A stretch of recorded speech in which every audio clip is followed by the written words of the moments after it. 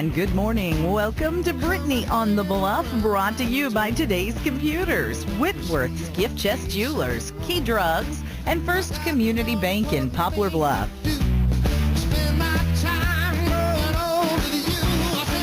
Thank you so much for joining us this morning. I apologize, getting a little bit of a late start. Had one of those computer glitches on the calendar today. Oh, it's my fault, I guess.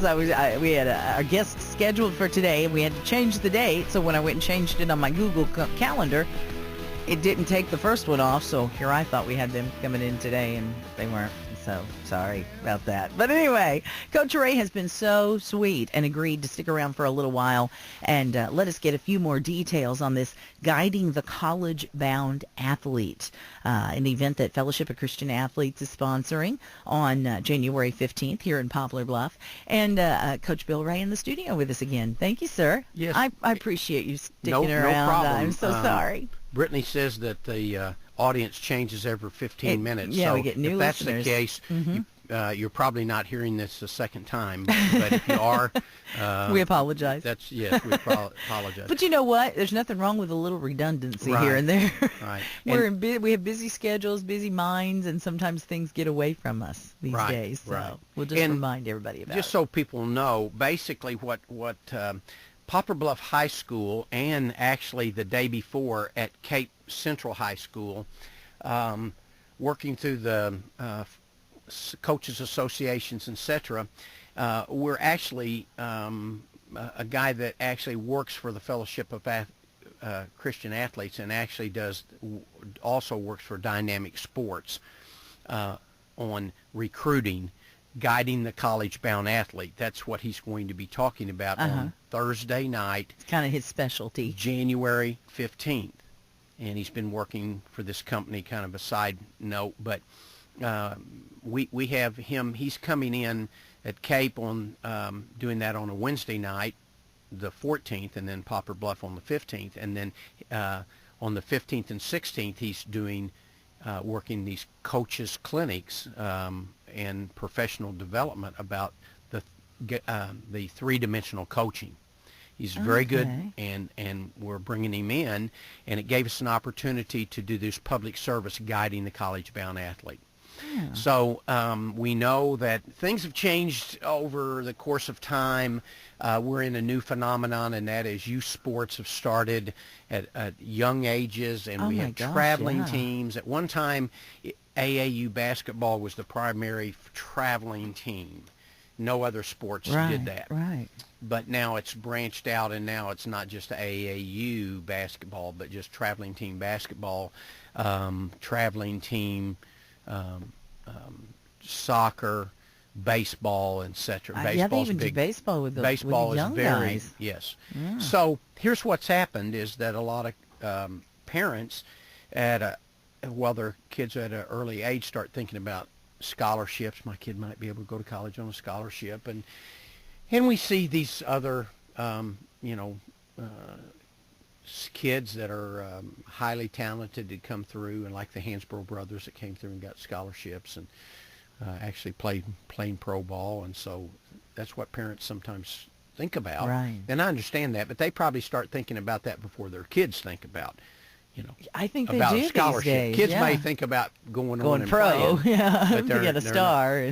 So here's what he will do. He'll talk about three components of this college-bound athlete, things they need to know.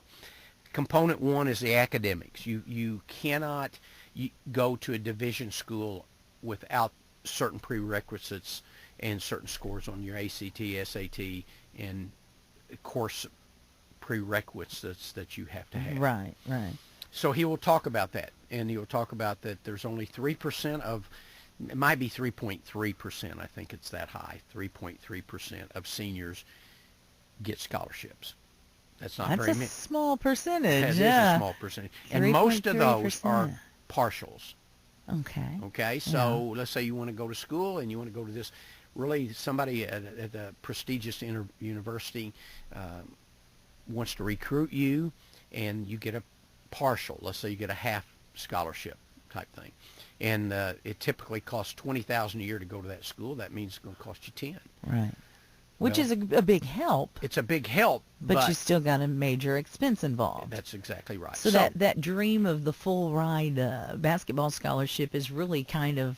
Well, it happens. Don't get me wrong. Right. But these are just things that they will talk about that you need to know. Right. And now this is for grades 7 through 12. Okay. And really, if you're in the 12th grade, it may almost be too late. But That's at what I least was you need to thinking, know yeah. there's some things that you can learn. Uh-huh.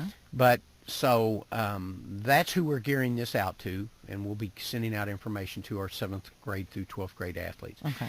The next component would be athletics or athleticism. What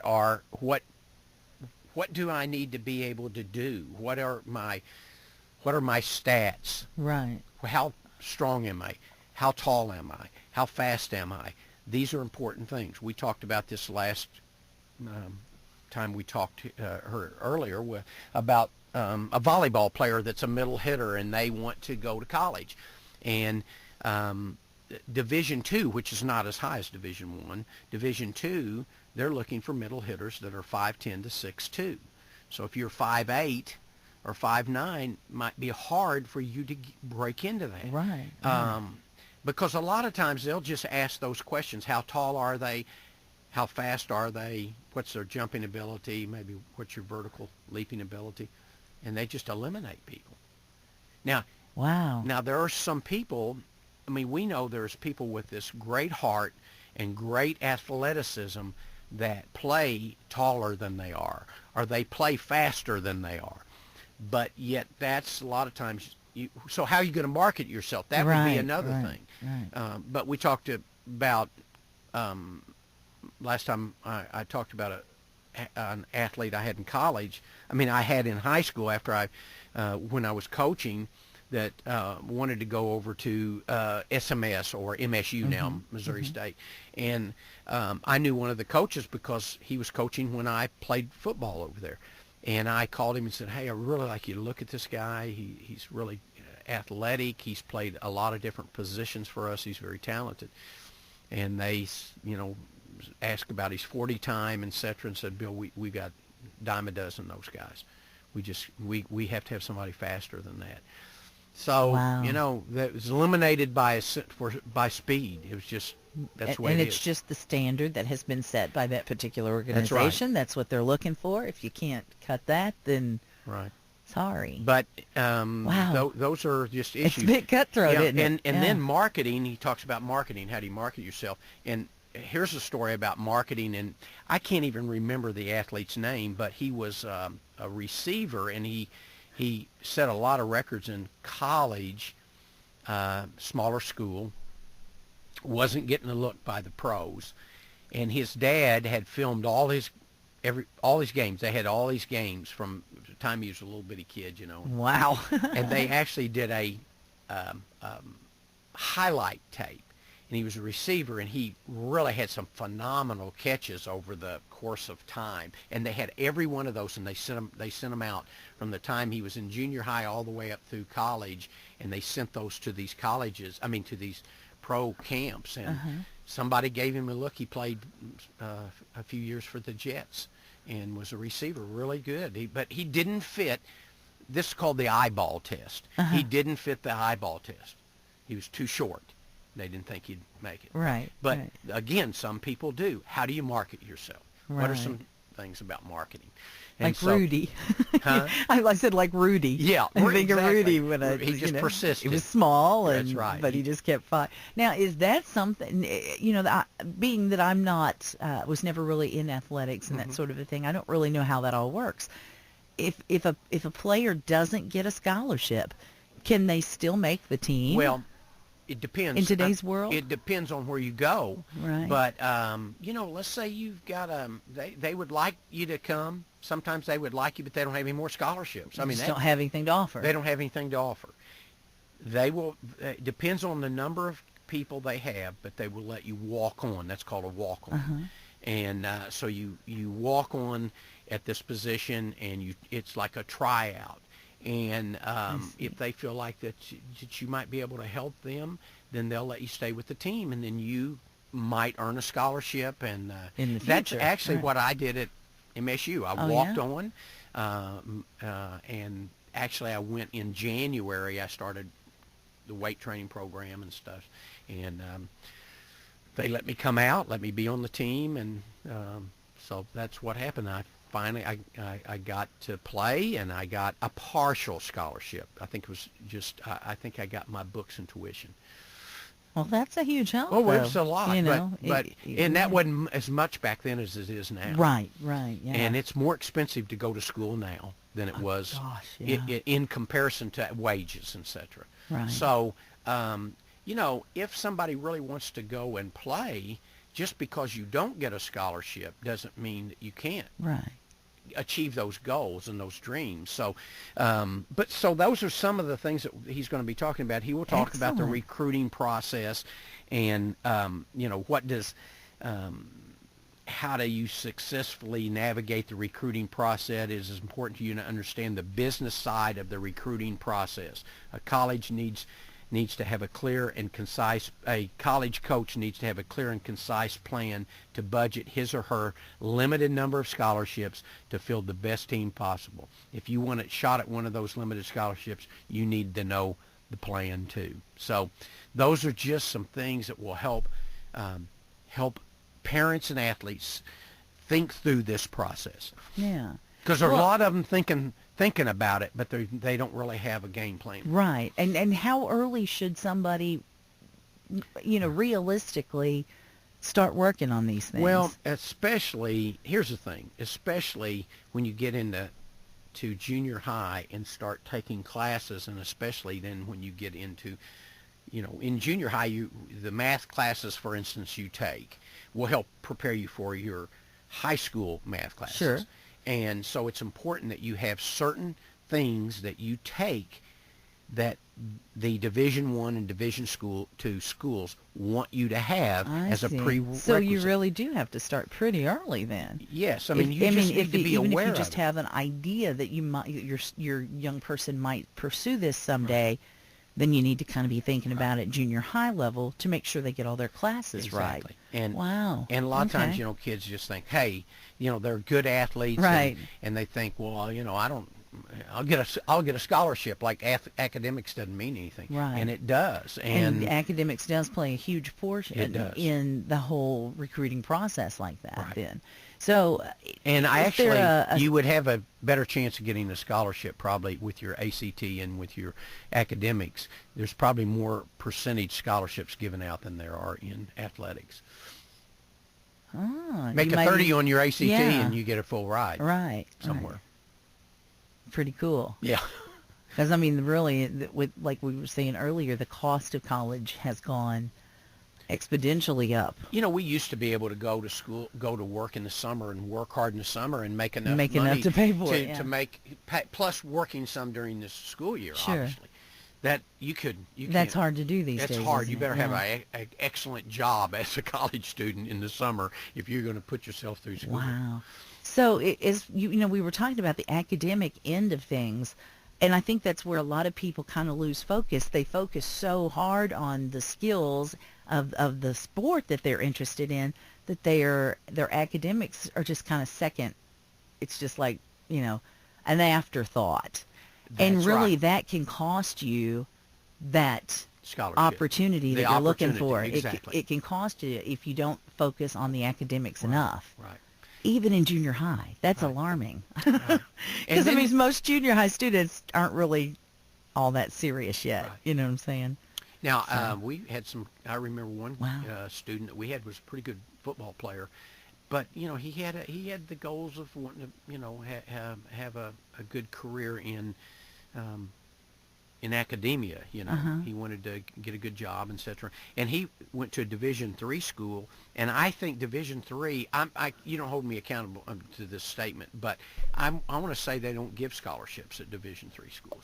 So it's just you come out and you play sports, and there's not as much demand on a lot of their time, but you can just still enjoy 'em. You can still play without having a scholarship. Right. And let's face it, a lot of people out there are going to go to school anyway and maybe their parents can afford them to go to school.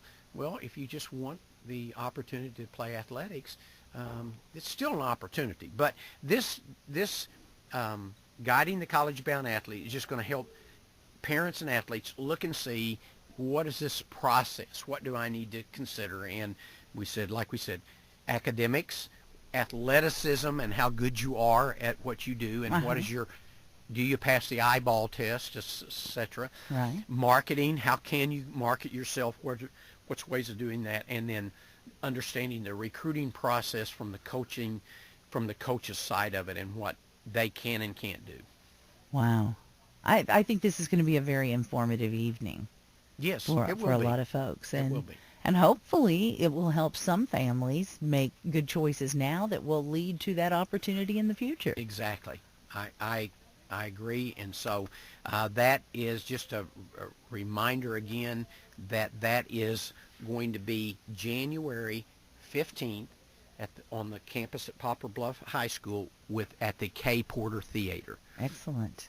So now I know you've got a meeting you need to go yes, get but to, but I really appreciate you taking some time to stick around and talk with us today. No problem. In fact, part of the meeting is about about how to getting this out to our athletes, some flyers and stuff for them to take home to their parents. So excellent. So we get that in their hands, and they'll know what's going on. So excellent. Thank you so much, sir. No problem. I appreciate you having me. It's just one more opportunity for me to get this out. So it's public service that FCA is just teamed up, and what I want to say, we've just teamed up the school. It wouldn't happen if Poplar Bluff High School and our superintendent, athletic director, and principal, if they didn't see the importance, and they actually said, hey, this is great, we'll help you do this. And so they're supplying, they're supplying the place and all the things that we need that night. And so I appreciate Poplar Bluff School District being able to do this. Absolutely. So I mean, it's kind of a feather in the hat of a high school, and all, to have their students go off, win these scholarships, yes, play in these colleges, and that's kind of nice to have that. It is a neat thing, and it gives the future classes a little hope for their future too. So they know the importance. Our administrators at Poplar Bluff in the school district, they know the importance of athletics, and they know that this is a big thing, trying to get scholarships, whether it's academic or sports athletic, athletic, and so there's a lot of things out there, and the more educated we can get our parents and athletes, our parents and students, the more can go to college. And we forget about what happens after, whether it's athletics or whatever. Right. You go to school, you're going to school there to get an education so you get a job and be a productive citizen. And so... And we got to keep the focus where it should be, shouldn't we? Right, because your athletic career will end, and then what? Good question. Yeah. And then what? And then what? So. Again, that's January 15th. It's a Thursday evening, 7 p.m. at the K. Porter Theater, Guiding the College-Bound Athlete, sponsored by the Fellowship of Christian Athletes. Thank you. Thank you so much, Coach. Again, I really appreciate you sticking around and talking with us a little bit about that. So. And my thanks to the Poplar Bluff School District. Absolutely, for helping us do this. Go Mules. Yes. We're going to take a quick break. We'll be right back with more Brittney on the Bluff. Brought to you, of course, by our fine sponsors, Key Drugs, Whitworth's Gift Chest Jewelers, First Community Bank, and Today's Computers in Poplar Bluff.